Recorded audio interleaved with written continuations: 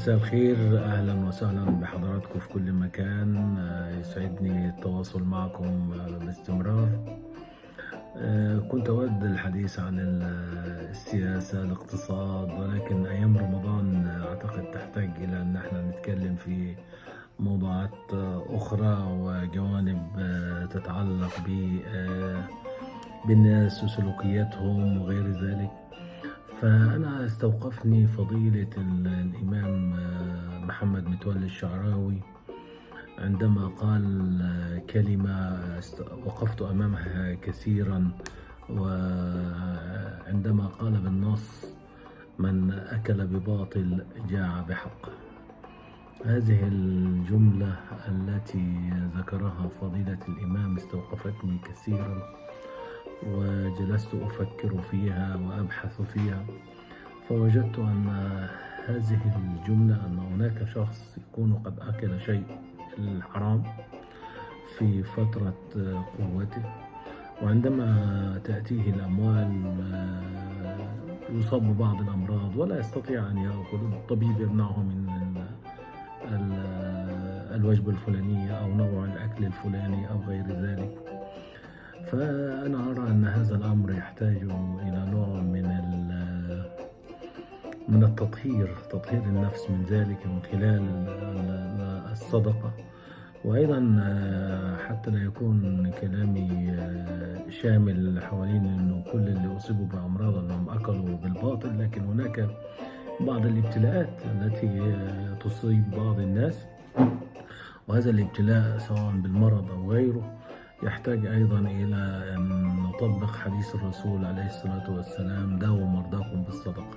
ففي كلا الحالتين، من أكل بباطل أو من ابتلي بمرض، عليه بالصدقة. الصدقة دائما تطهر النفس وتطهر الأموال، يعني يخرج ما عليه من زكاة، وأيضا يخرج ما عليه من صدقات.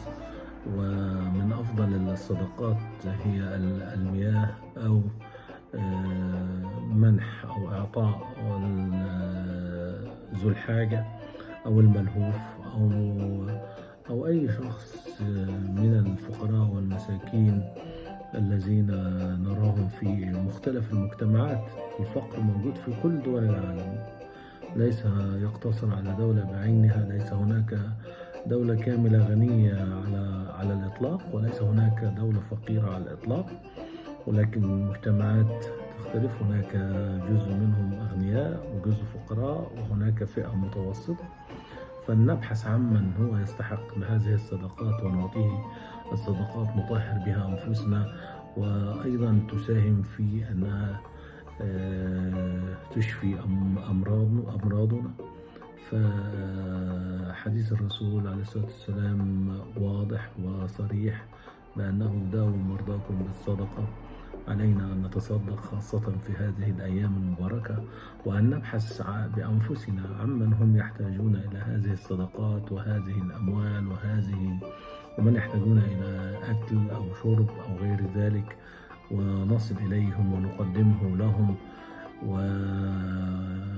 ونرسم على وجوههم السعادة والفرحة في هذه الأيام المباركة. وأتمنى أن أكون قد ساهمت في إيصال رسالة معينة حول أننا نتحرى الحلال ونبحث عنه ونتجنب الحرام حتى لا تصيبنا بعض الأمراض أو التي تجعلنا لا نستطيع أن نتناول بعض الأطعمة والمأكولات. وأيضا في حال حدوث ابتلاء بمرض أو غير ذلك من عند الله، أننا نتصدق حتى نشفى من هذا المرض. طبعا لا أتحدث عن أن الصدقة هي التي تشفي بنسبة 100%، ولكن لابد أن نأخذ بالأسباب ونذهب إلى الأطباء ونعالج أنفسنا من الأمراض التي أصابتنا، وفي نفس الوقت نتجه نحو الصدقة وتقديم المساعدة للفقراء والمحتاجين. كل عام وأنتم بخير.